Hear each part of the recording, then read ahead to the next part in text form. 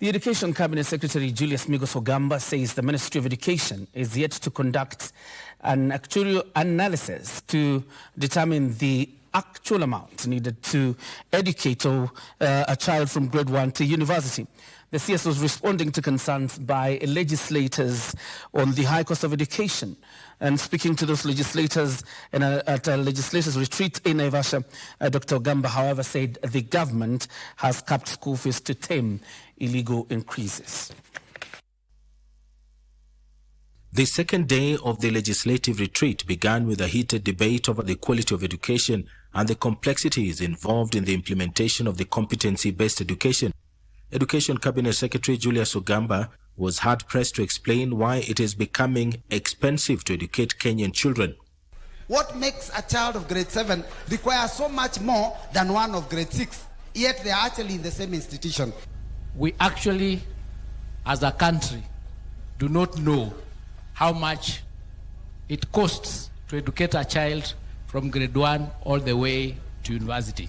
The MPs demanded that the government announce the exact fees payable in the clusters. Kuta hii ni 20,000, hii ni 30, hii ni 40, some schools are even 80,000. So we don't know when you say the fees has not changed.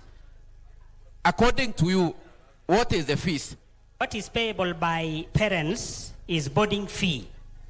And the boarding fee in the C1 schools is 53,535 per year.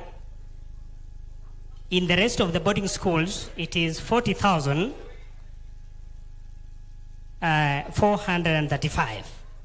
Ogamba defended the Minister of Education, citing underfunding as a major stumbling block to the effective running of basic education. What you allocated and what Treasury allocated for primary is 7 billion instead of 9. For junior is 28 billion instead of 49. And for senior school is 51 billion instead of 76. The lawmakers decried the introduction of illegal levies in schools, accusing head teachers and county education officers of colluding to burden parents. Mzazi amelipa karo yote ya shule, lakini mwalimu mkuu na wale wanaohusika pale shule wanafukuza watoto kila uchao, warudi nyumbani, hawasomi.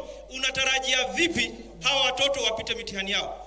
And our suggestion is that we criminalize failure by the officers to enforce the policies and regulations of the ministry. The lawmakers are demanding better management of the education sector, including the shake-up of the education ministry.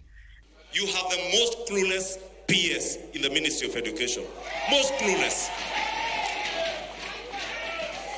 He only sits in Nairobi and has no idea what goes on the ground. Despite the mounting pressure, the ministry insists that the admission of grade 10 learners is well on course, with 96% of learners having already joined senior school. For Prime Edition, I am Edward Kabasa.